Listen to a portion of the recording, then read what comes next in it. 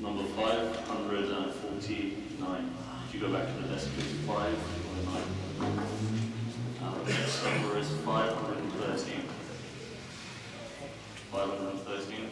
There may be a laptop for you if you go to the table for that. Great marvelous Allah, please.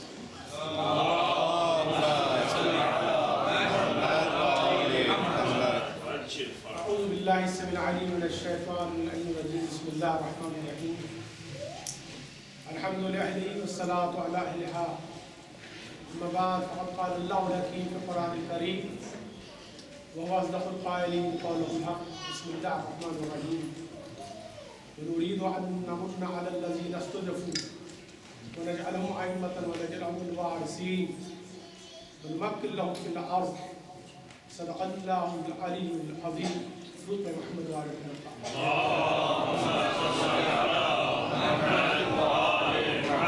وعجل فرجه. بڑھاپا آ گیا ایک اور روپ محمد وعلى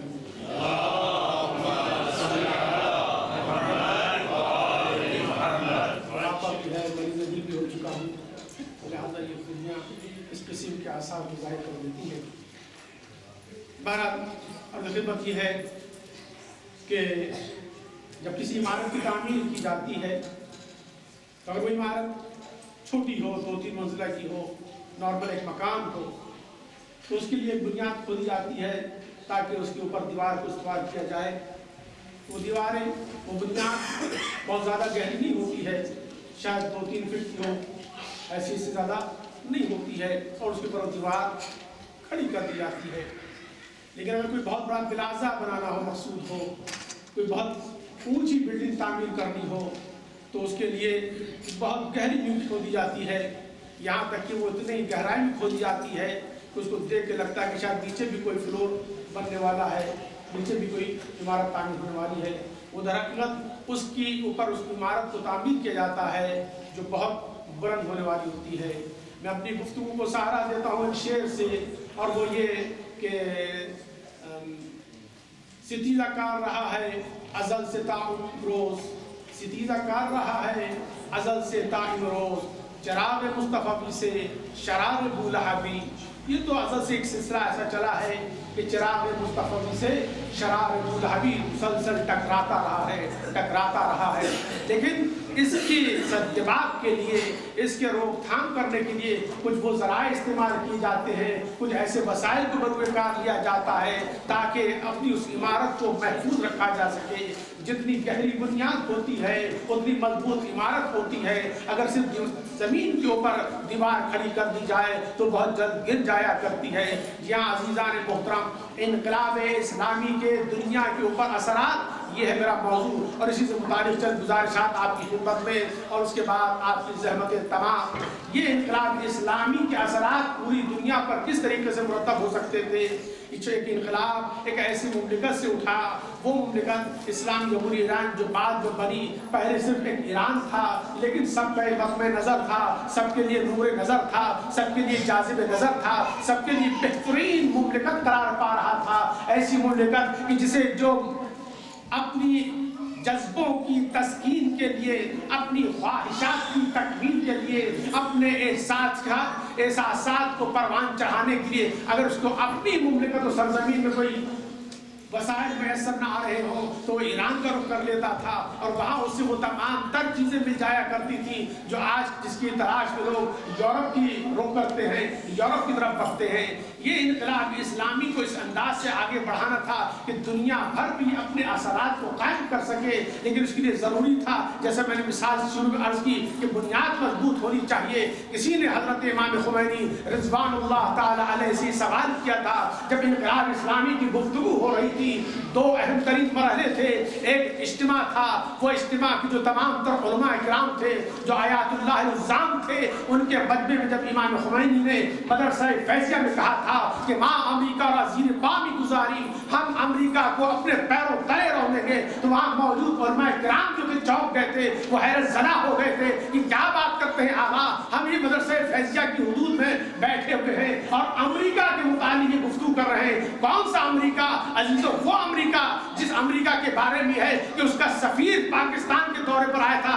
early 60s کی بات کر رہا ہوں. اور جب وہ سفیر پاکستان کے دورے پر آیا تو پاکستان کے ایک جرنلسٹ نے, ایک نامور رائٹر نے اس سفیر کے بارے میں کچھ ایسے کلمات لکھ دیے تھے جو صرف اشارتاً مناسب نہیں تھے, لیکن اس کے نتیجے میں ہوا تھا کہ اس جرنلسٹ جو مشیر بھی تھا اطلاعات و نشریات کا, اس مشیر کو, اس وزیر اطلاعات و نشریات کو جو ایک جرنلسٹ بھی تھا, اسے اس کی پوسٹ سے ہٹا دیا گیا, اس کو اس کی وزارت سے خارج کر دیا گیا, صرف اس بنا کے اوپر کہ اس نے امریکی سفیر کے متعلق یہ بات لکھا. ایک زمانہ وہ تھا, میرے بچپن کا زمانہ ہے, آپ کو بھی یاد ہوگا کہ کسی کی مجال نہیں ہے کہ امریکہ کے متعلق کچھ کہہ سکے, لیکن یہ انقلاب اسلامی تھا کہ جس نے انسانوں کو جرأت عطا کی. یہ انقلاب اسلامی تھا جس نے انسانوں کے اندر وہ بہادری اور دلیری کے جذبے پیدا کیے کہ یہی قوم جو تھی, چاہے وہ پاکستان کی گلیوں سڑکوں کی بات ہو یا ہندوستان کی بات ہو, کہیں پر بھی ہو, لوگوں نے اپنے پیروں تلے امریکہ کے پرچم کو روک کر بتایا کہ خمینی نے جو کہا تھا وہ سچ کہا. اور پاکستان کی گورنمنٹ کو اس سے اس قدر خوفزدہ ہو گئی تھی کہ اس نے لا پاس کر دیا, ایک قانون بنا دیا کہ امریکہ کے جھنڈے کی بے حرمتی نہیں کی جا سکتی ہے, قانوناً جرم ہے. لیکن وہ قانون جو بنا کتابوں تک رہ گیا, اس جھنڈے کو برسرعام نظر آتش کیا جاتا رہا. یہ کیا چیز تھی؟ ایک مثال اشیاء کی خدمت میں کہ جہاں علماء کرام بڑے بڑے آیات الزام حیرت زدہ ہو گئے کہ خمینی صاحب کیا فرما رہے ہیں کہ امریکہ کو اپنے پیروں تلے رون دیں گے. وہی کسی مغربی ویسٹرن جرنلسٹ نے شاید یہ سوال کیا تھا, شاید نہیں بلکہ یقیناً, کہ وہ آپ یہ انقلاب کی بات کر رہے ہیں, آپ جس قدر دنیا میں اپنی آواز پہنچا رہے ہیں کہ انقلاب لے آئیں گے, شاہ کی حکومت جو ہے آج کی نہیں ہے, اس نے بھی حال ہی میں چند سال پیشتر 2500 سالہ جشن شہنشاہیت منایا ہے. تو یہ 2500 سال سے جو سلسلے شہنشاہی جاری ہے, آپ اسے کیسے ختم کر سکتے ہیں؟ آپ کی فوج کہاں ہے؟ آپ کی آرمی کہاں ہے؟ آپ کی سپاہی کہاں ہے؟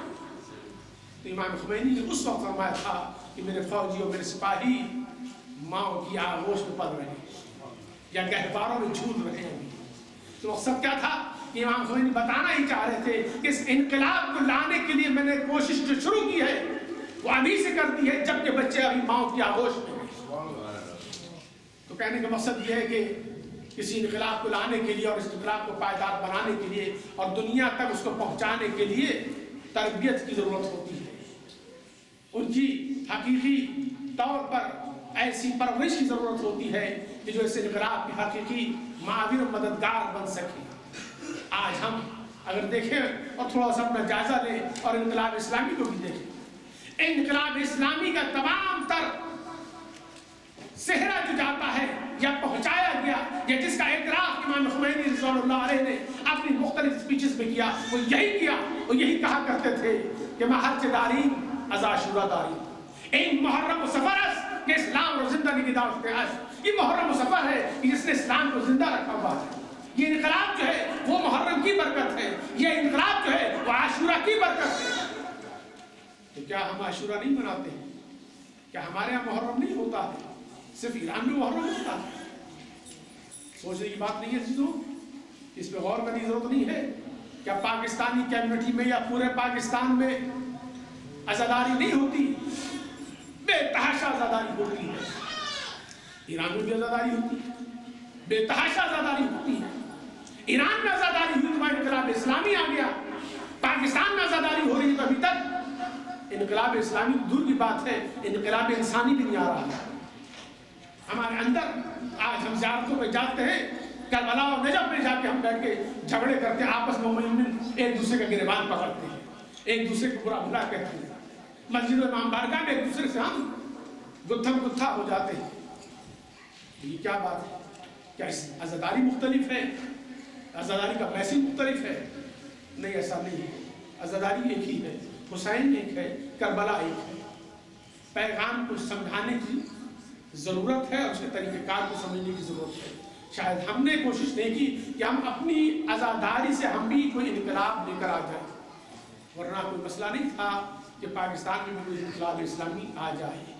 جب پاکستان میں خمینی جیسا حسینی پیدا ہو سکتا ہے تو پاکستان میں ایرانی جیسا انقلاب بھی آ سکتا ہے، لیکن مصیبت یہ آ گئی تھی کہ ہم نے خمینی جیسے حسینی ہی کی قدر نہیں کی تھی، ہم نے اسی کو نہیں پہچانا تھا، ہمیں اس کی ہی معرفت نہیں تھی۔ وہ جب قیادت لے کر چلا تھا، جب اس نے عالم قیادت اٹھایا تھا، تو لوگ یہ پوچھتے تھے کہ یہ آئے ہیں ہماری قیادت کریں گے، ہم ان کے پیچھے چلے، اور ہم اسی کی حوصلہ شکنی کر رہے تھے۔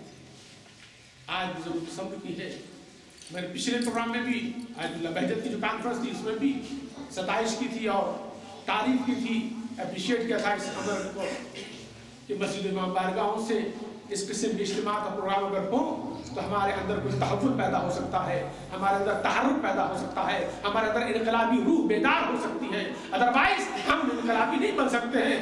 آپ ذرا سوچیں کہ ایک یونیورسٹی میں ایک کالج میں ایک نوجوان پڑھتا ہے، وہ 8 سے 12 سال گزارتا ہے، اگر میڈیکل کالج میں پڑھتا ہے تو اس کے بعد 8 سال یا 12 سال بعد وہ بہترین ڈاکٹر بن کر نکلتا ہے، اگر انجینئرنگ کالج میں پڑھتا ہے تو بہترین انجینئر بن کر نکلتا ہے وہ، جبکہ اسے ایک ہی کالج میں ہے، اور اس کے بعد جو کچھ وہ پڑھ رہا ہے اسی کالج میں بیٹھ کے پڑھ رہا ہوتا ہے۔ مخصوص قسم کے اس کے لیکچرز ہوتے ہیں، مخصوص قسم کے لیکچررز ہوتے ہیں، لیکن پھر بھی ڈاکٹر یا انجینئر بن کے نکلتا ہے۔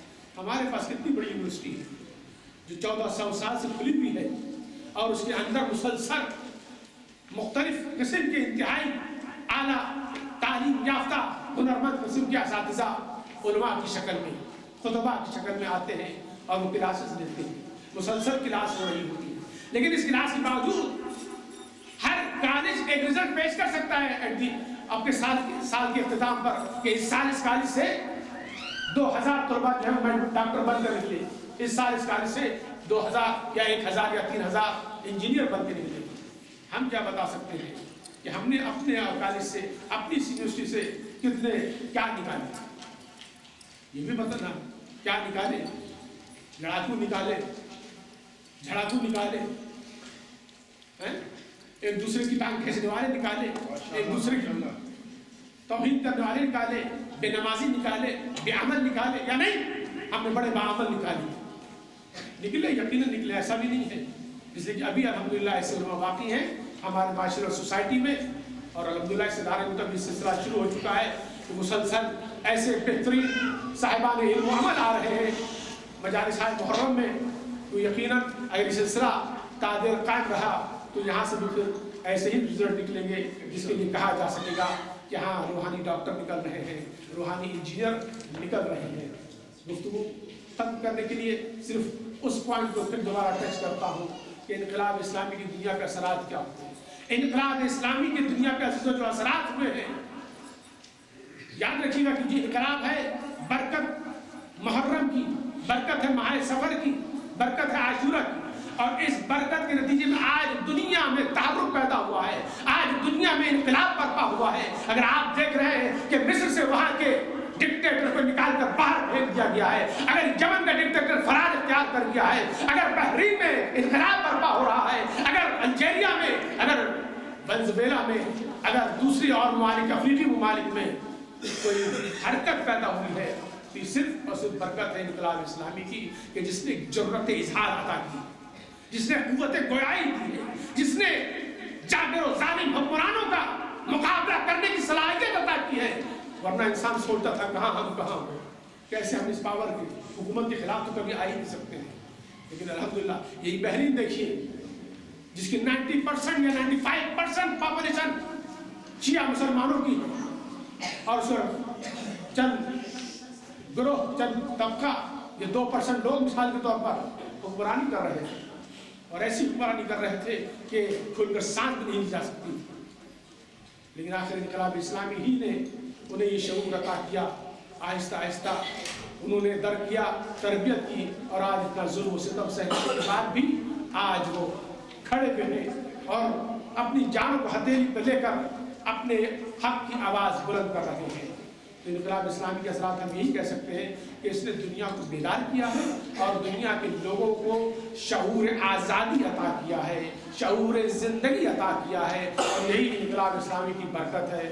میں دعا کرتا ہوں کہ پروردگار عالم اس انقلاب اسلامی کو تا ظہور حضرت امام مہدی قائم و دائم فرما، اور ایسے ہی انقلاب عظیم الشان اور حسین و جمیل انقلاب کو دنیا بھر میں پھیلے اور رونما ہونے کی توفیق و سعادت کرامت فرما. بالخصوص خداوندہ بحرین کے مسلمانوں کی مدد و نصرت فرما.